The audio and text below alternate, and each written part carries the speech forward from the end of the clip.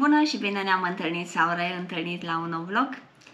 În urmă cu 6 luni am făcut un vlog despre cum mi-am găsit un nou job în Norvegia.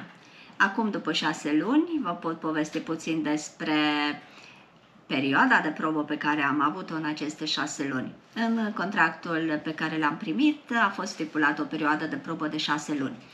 Această perioadă de 6 luni am petrecut-o muncind, încercând să-mi fac treaba cât de bine am putut. Bineînțeles că am avut provocările mele, foarte multe proceduri, rutine, reguli pe care a trebuit să le învăț din mers.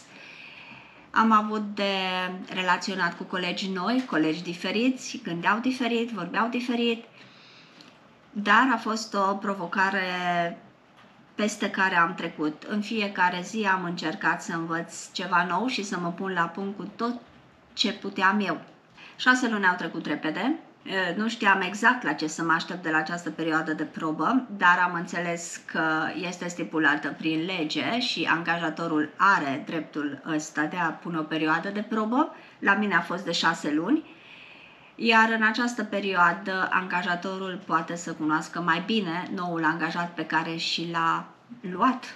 Pentru că în perioada aceea scurtă de interviu nu prea are șanse de a cunoaște bine omul, da? Își poate da seama de calități, de pregătire profesională, în schimb cele 6 luni îi dă posibilitatea de a cunoaște omul mai îndeaproape, de a vedea cum relaționează cu pacienții, cu colegii, cu șefii. Perioada de probă trebuie să fie stipulată în contract, exact ca și perioada de reziliere. Această perioadă de 6 luni este benefică și pentru cel nou angajat, deoarece își poate da și el seama dacă a ales bine, dacă se potrivește la noul loc de muncă, dacă face față cerințelor de la locul de muncă și, bineînțeles, în astea 6 luni de probă poate să renunțe și atunci perioada de reziliere este mai scurtă. După cele 6 luni de perioadă de probă am avut o ședință de lucru, dacă îi pot spune așa, Medarbeitersamtale, care a avut loc între mine și angajatorul meu. A fost o discuție foarte deschisă, foarte personală, mi-am permis să fiu sinceră, angajatorul meu a fost foarte interesat să afle cum au trecut cele 6 luni de muncă pentru mine, cum am integrat, cum am fost acceptată la noul loc de muncă, ce fel de relație am reușit să am cu colegii mei, cum mă descurc cu pacienții, cum mă descurc cu sarcinile de muncă și dacă cred că mai am nevoie de ajutor, adică de instructaj în anumite domenii, în anumite sarcini de muncă pe care nu le stăpânesc încă bine, pentru că sunt sarcini noi. În timpul discuției mi-am dat seama că angajatorul meu a primit numeroase feedback-uri, atât de la colegii mei, cât și de la pacienți, în legătură cu munca pe care eu o depun și despre ce fel de persoană sunt la locul de muncă. Deci mi-a fost puțin frică de perioada de probă, bineînțeles, simțeam că am foarte multe de învățat la un loc nou de muncă, dar cred că am făcut față cu bine și acum am trecut de perioada de probă. După ce treci de interviu, urmează perioada de probă, după perioada de probă urmează anumite discuții cu angajatorul tău.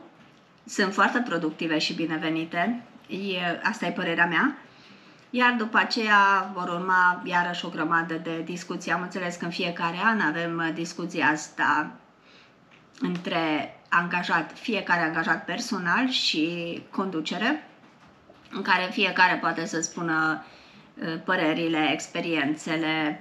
Aici am simțit că există loc de discuții între tine ca angajat și angajatorul tău. Nu există acea diferență între tu, angajat, ești mic acolo jos și șeful tău este cel care decide și face tot. Nu, aici am simțit că șefii ascultă de dorințele angajaților și sunt foarte preocupați să facă în așa fel încât atmosfera la locul de muncă să fie una plăcută. Sunt foarte preocupați ca tu, angajat, să te simți bine la locul de muncă, să te simți sigur pe ceea ce faci, să știi exact ce atribuții ai la locul de muncă și să simți tot timpul că faci parte dintr-o echipă care lucrează împreună ca să își ducă la bun sfârșit sarcinile de servici. Aici munca în echipă contează enorm de mult.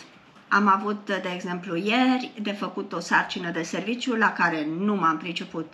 Era prima dată în viața mea, nu sunt crescută în Norvegia, habar n-aveam despre ce-i vorba. În schimb, m-am dus la colegul meu norvegian, care are și vechime la locul de muncă și multă experiență, și l-am rugat să mă ajute.